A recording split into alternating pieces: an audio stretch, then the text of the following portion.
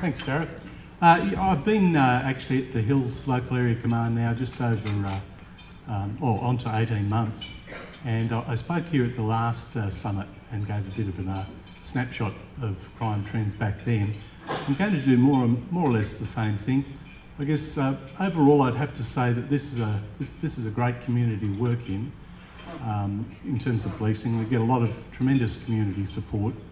One of the ways that we engage with the community particularly strongly here in the Hills is through our Community Safety Precinct Committee, of which Robin is a member, along with other business people that we have to that meeting and other community leaders, where we look at and discuss crime trends and issues over the past quarter and then work together to come up with some solutions.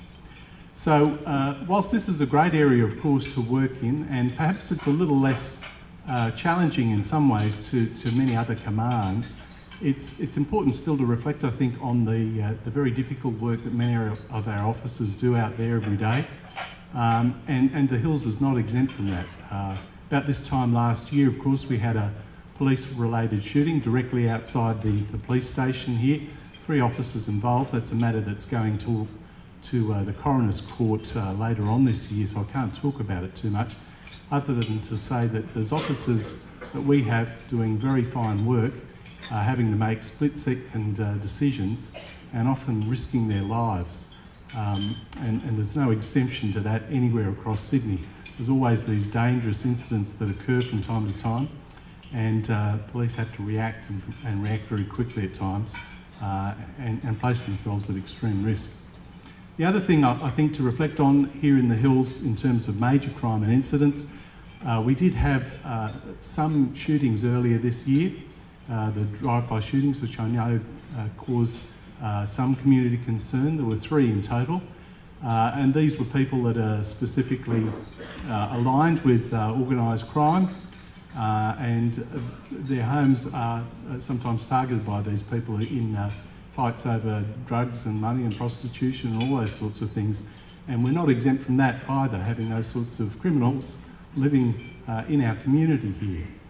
Of course, the way again that we work in with the Hills Local Area Command is to work with our State Crime Command on targeting those sorts of people as well.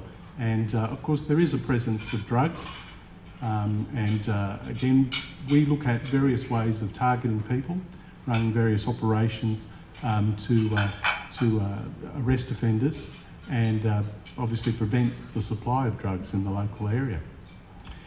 So that's sort of, I guess, a little bit of a snapshot of the major crime. In terms of what's happened and what we focus on most at the Hills Local Area Command, it is, in fact, assaults and alcohol-related crime.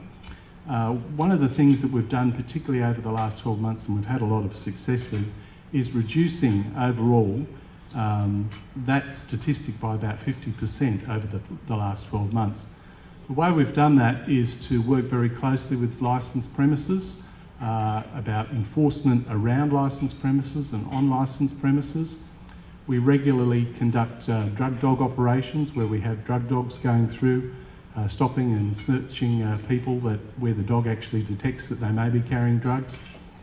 We also focus on the responsible service of alcohol and working collaboratively with the licensed premises on all of those issues to try and reduce that incident.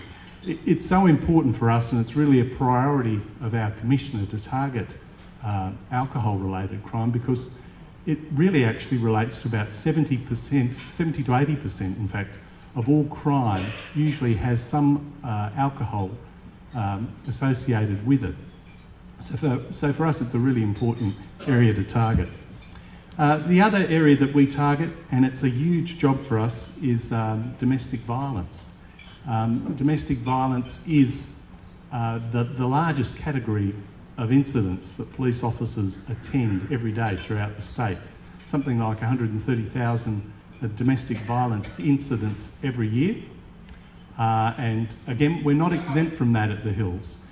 Domestic violence knows no boundaries regarding your demographic or background, whether you're wealthy, poor, etc. And this is an area that we really focus on in terms of enforcement. So when a domestic violence incident occurs, we have a high level of supervision and review that occurs to ensure that we take action against offenders in that regard. And we do that every day here. We probably average about 3 or 4 incidents a day. I'll just wind up now, since I've only got a minute left, with the other important crime category, which is break and enter. It's a huge statistic that has come down significantly over the last 10 years. There's probably about 50 to 60,000 less break and enters than 10 years ago. The reason for that, I think, is we have far better ways of targeting offenders. In this region, we actually have an operation that's targeted out at Mount Druitt, where we know a lot of offenders come from, and they actually come into this area to commit their offences. A lot of these offences now are aggravated break and enters. That is, the offender breaks into your home while you're in the home at night because they know you've got your wallets and your other valuables sitting around. And we had one offender who committed 65 offences here last year.